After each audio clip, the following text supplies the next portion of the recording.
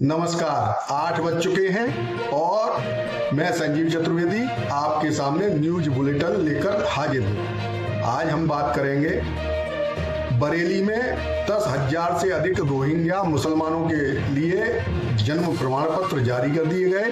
हालांकि इस पूरे प्रकरण में कार्रवाई की जा रही है, एटीएस जांच कर रही है। इसके अलावा हम बात करेंगे, अगर आप बद्रीनाथ, केदारनाथ, गंगोत्री, यमुनोत्री यानी उत्तराखंड के 4 धाम की यात्रा करना चाहते हैं तो सबसे अच्छा मौका है कि आप अभी कर लें, क्योंकि आज से 5 साल या 10 साल बाद जब आप जाएंगे तो आप इस कंडीशन में नहीं होंगे कि वहां पर ये 4 धाम की यात्रा या दर्शन कर सकें, क्योंकि मुसलमानों की आबादी लगातार बढ़ रही है, जिसके लिए उत्तराखंड सरकार भी बार बार ये बात बोल रही है। कभी मुख्यमंत्री बोलते हैं, कभी वहां के जो रहने वाले नागरिक हैं वो भी बोलते हैं। इसके ऊपर भी हम एक रिपोर्ट प्रस्तुत करेंगे, लेकिन सबसे पहले हम बात करते हैं आज के दिन भर के समाचारों की। 3 छात्रों की मौत के बाद जागा प्रशासन, 13 आईएएस कोचिंग संस्थानों के बेसमेंट सील। हेमंत सोरेन की जमानत के खिलाफ ईडी द्वारा दायर याचिका सुप्रीम कोर्ट ने खारिज की। झारखंड में लड़कियों की होम डिलीवरी पकड़ी जा रही सेक्स वर्कर। अरविंद केजरीवाल के खिलाफ सीबीआई ने दायर की चार्जशीट, शराब घोटाले में एक्शन तेज। उत्तर प्रदेश विधानसभा का मानसून सत्र आज से प्रारंभ।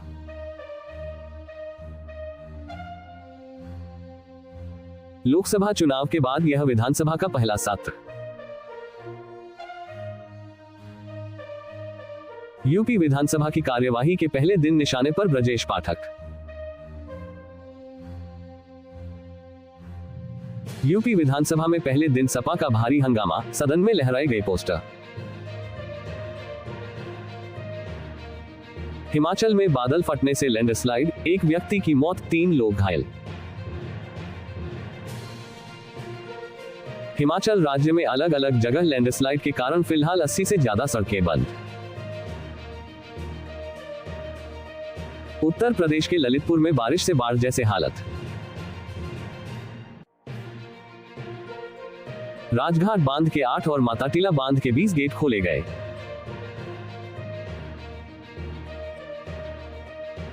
बेतवा नदी उफान पर, नदी किनारे बसे गांवों में अलर्ट जारी।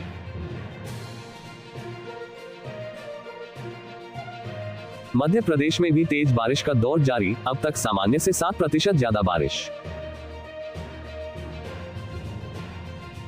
नर्मदा नदी उफान पर, कोलार, बरगी, सतपुड़ा समेत कई डैम से पानी छोड़ा। गुजरात और राजस्थान में बहुत भारी बारिश होने का अलर्ट जारी।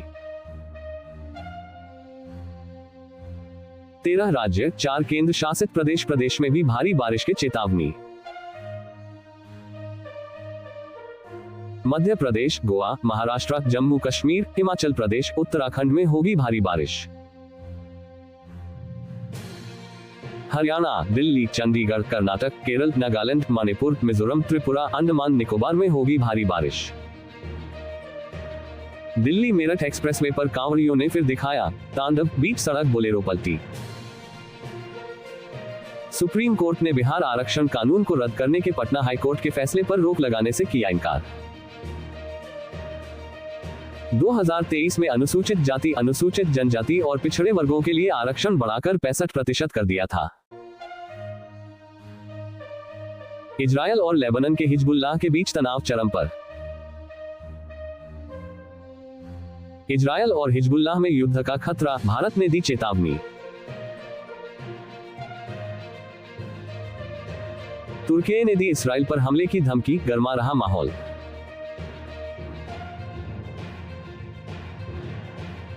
विदेशी करेंसी की तस्करी करती पकड़ी गई पाकिस्तानी एयर होस्टेस।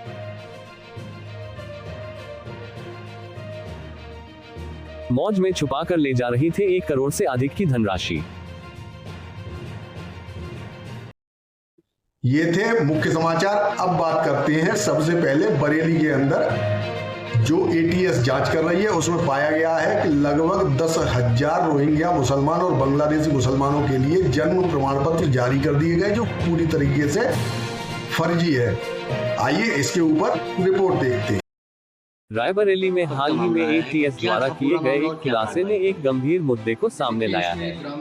ये खुलासा हुआ है कि लगभग 10,000 रोहिंग्या मुसलमानों को अवैध रूप से भारत की नागरिकता देने के लिए पैसा लेकर जन्म प्रमाण पत्र जारी किए गए हैं। ये संख्या अभी भी जांच के तहत है और आगे बढ़ सकती है, जिससे ये पता चलता है कि यह समस्या कहीं अधिक गंभीर हो सकती है। रोहिंग्या मुसलमानों का भारत में प्रवेश और नागरिकता प्राप्त करने की यह घटना भारतीय समाज के लिए एक गंभीर खतरा है, खासकर एक हिंदू राष्ट्र के संदर्भ में। यह न केवल देश की सुरक्षा और स्थिरता के लिए खतरा है, बल्कि यह भारतीय समाज की सांस्कृतिक और धार्मिक संरचना पर भी प्रतिकूल प्रभाव डाल सकता है। हालांकि इस कृत्य में जो दोषी पाए गए हैं, उनके खिलाफ विभागीय और कानूनी कार्यवाही की जा रही है, लेकिन इतने संवेदनशील मुद्दे पर आपको हर एंगल से सोचने और समझने की आवश्यकता है। रोहिंग्या मुसलमानों का इतिहास बताता है कि वे म्यांमार से आए शरणार्थी हैं, जिन्हें वहां उत्पीड़न का सामना करना पड़ा है। लेकिन भारतीय दृष्टिकोण से ये तथ्य यह नहीं बदलता कि इन शरणार्थियों का भारत में अवैध रूप से प्रवेश और फिर नागरिकता प्राप्त करना कानून का उल्लंघन है। भारतीय कानून के अनुसार नागरिकता प्राप्त करने के लिए एक कठोर प्रक्रिया का पालन करना होता है, जिसमें वर्षों की प्रतीक्षा और विभिन्न जांच प्रक्रियाएं शामिल हैं। इसके विपरीत ये रोहिंग्या मुसलमान अपने अवैध तरीकों से नागरिकता प्राप्त कर रहे हैं, जो कि पूरी तरह से अस्वीकार्य है। इस संदर्भ में ये भी महत्वपूर्ण है कि हम ये समझें कि रोहिंग्या मुसलमानों की उपस्थिति कैसे भारतीय समाज पर प्रभाव डाल रही है। रोहिंग्या मुसलमानों का भारतीय समाज में प्रवेश केवल एक सांस्कृतिक और धार्मिक समस्या नहीं है, बल्कि यह राष्ट्रीय सुरक्षा के लिए भी एक गंभीर खतरा है। कुछ रिपोर्ट्स में ये भी उल्लेख किया गया है कि कुछ रोहिंग्या मुसलमान आतंकवादी गतिविधियों में शामिल हो सकते हैं या उनकी विचारधारा चरमपंथी हो सकती है, जो देश की आंतरिक सुरक्षा के लिए खतरनाक साबित हो सकता है। भारत एक हिंदू बहुल देश है और इसकी संस्कृति, धर्म और परंपराएं हिंदू धर्म पर आधारित है। ऐसे में रोहिंग्या मुसलमानों का अवैध रूप से भारतीय नागरिकता प्राप्त करना और भारतीय समाज में घुलना मिलना भारतीय समाज की संरचना और उसकी धार्मिक पहचान पर प्रतिकूल प्रभाव डाल सकता है। हिंदू समाज की धार्मिक और सांस्कृतिक पहचान को बनाए रखना और उसकी सुरक्षा करना हमारी प्राथमिकता होनी चाहिए। इसके अलावा ये भी देखा गया है कि रोहिंग्या मुसलमानों के भारतीय समाज में घुलने मिलने से सामाजिक और आर्थिक समस्याएं भी उत्पन्न हो रही हैं। अवैध रूप से नागरिकता प्राप्त करने वाले ये रोहिंग्या मुसलमान भारतीय संसाधनों का उपयोग कर रहे हैं, जिन पर भारतीय नागरिकों का हक है। इससे भारतीय नागरिकों के लिए रोजगार के अवसरों में कमी हो सकती है और उनके सामाजिक और आर्थिक विकास पर प्रतिकूल प्रभाव पड़ सकता है। भारतीय समाज और हिंदू धर्म की सुरक्षा और उसकी संरचना को बनाए रखने के लिए यह आवश्यक है कि हम अवैध रूप से प्रवेश करने वाले और नागरिकता प्राप्त करने वाले रोहिंग्या मुसलमानों के खिलाफ कठोर कदम उठाएं। सरकार को चाहिए कि वे इस मुद्दे पर सख्त कार्रवाई करें और सुनिश्चित करें कि भारतीय नागरिकता केवल उन लोगों को मिले जो इसके हकदार हैं और जिन्होंने भारतीय कानून का पालन किया है। भारतीय नागरिकों को भी इस मुद्दे के प्रति जागरूक रहना चाहिए और किसी भी अवैध गतिविधि की सूचना संबंधित अधिकारियों को देनी चाहिए। हमें अपने समाज और देश की सुरक्षा के लिए एकजुट होना होगा और यह सुनिश्चित करना होगा कि कोई भी बाहरी तत्व हमारे समाज और धर्म पर प्रतिकूल प्रभाव न डाल सके। इस पूरे मुद्दे का समाधान तभी हो सकता है जब हम सभी मिलकर इस समस्या के खिलाफ सख्त कदम उठाएं और यह सुनिश्चित करें कि भारतीय समाज की संरचना और उसकी सुरक्षा हमेशा बनाए रखी जाए। रोहिंग्या मुसलमानों का अवैध रूप से भारतीय नागरिकता प्राप्त करना न केवल कानून का उल्लंघन है, बल्कि यह भारतीय समाज के लिए एक गंभीर खतरा भी है, जिसे हमें मिलकर समाप्त करना होगा। का मामला है, क्या था पूरा मामला और क्या कार्रवाई हुई है? जी देखिए, इसमें एक ग्राम विकास अधिकारी हैं खंड विकास खंड कलून सलोन से, तो उन्होंने ऐसा बताया कि कुछ उनके एरिया में पूर्व में वर्ष 2023 में जो जन्म और मृत्यु प्रमाण पत्र हैं उसके अंदर काफ़ी अनियमितताएं थी और काफ़ी अधिक संख्या में प्रमाण पत्र जो है वो जारी किए गए हैं।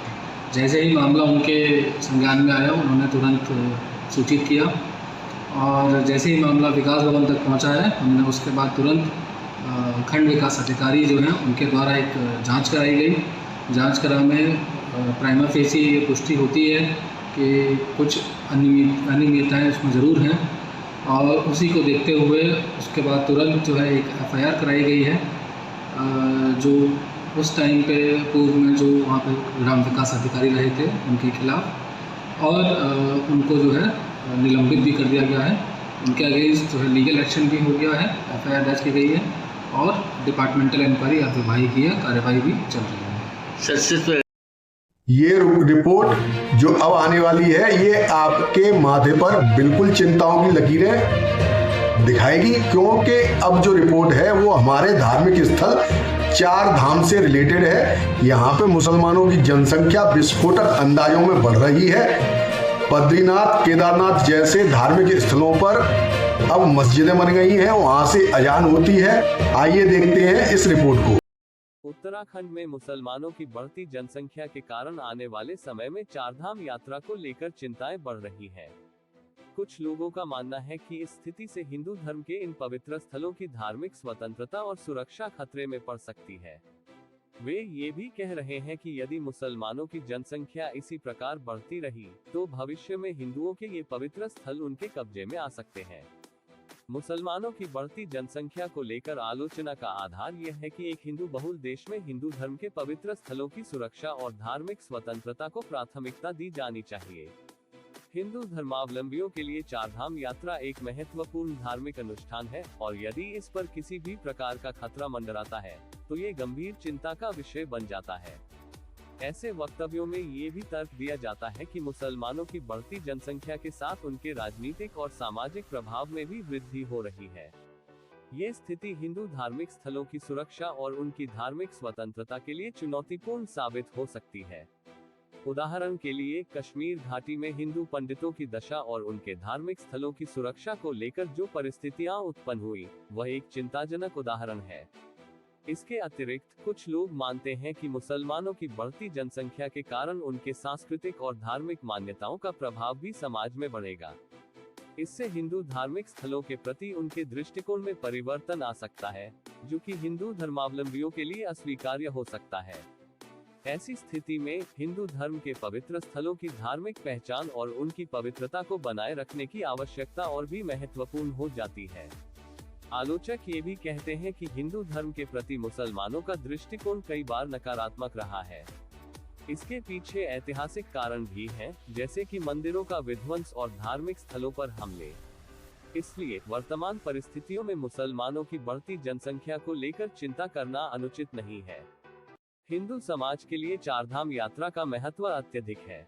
यह न केवल एक धार्मिक अनुष्ठान है, बल्कि यह उनके सांस्कृतिक और आध्यात्मिक जीवन का भी अभिन्न अंग है।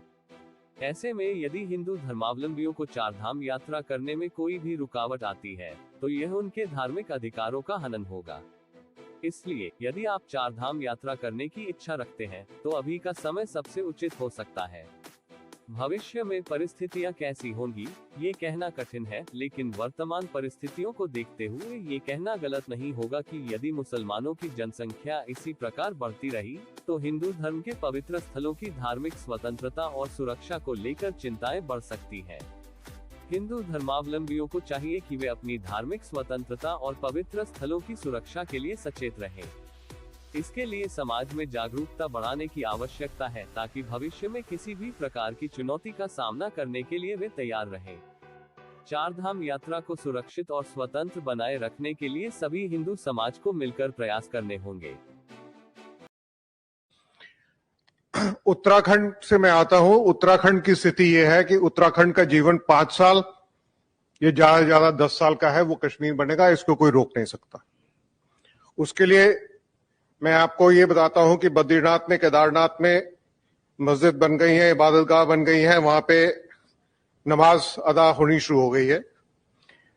जो वोटेज परसेंटेज चेंज हुआ है 2012 से लेकर 2022 तक, ये 43% जो है उधम सिंह नगर में, देहरादून में 41%, नैनीताल में 32%, हरिद्वार में 33%, हरिद्वार पूरा शहर घेर लिया गया है, और टोटल परसेंटेज राइज 37% है।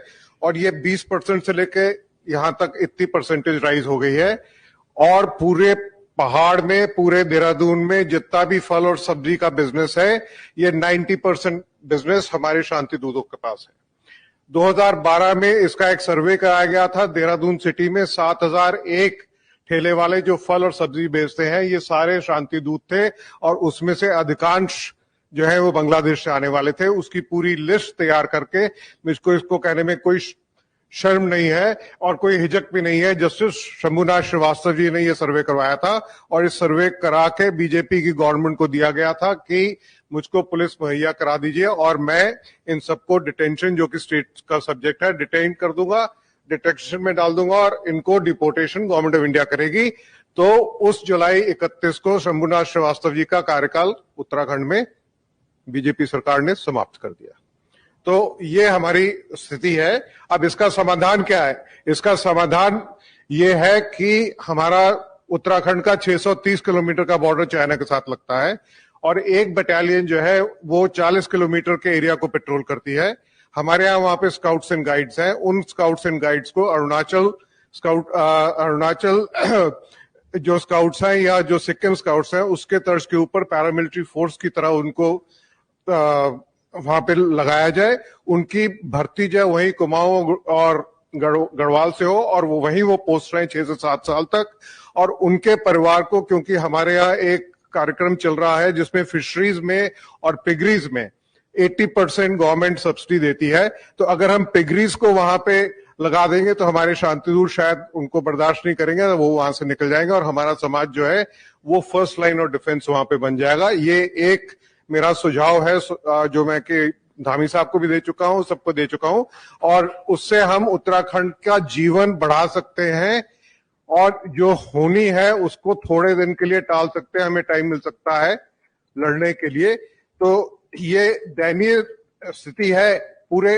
और सबसे मैक्सिमम देहरादून शहर के अंदर धर्मपुर में जो चेंज आया है, 56% शांति दूतों की आबादी है।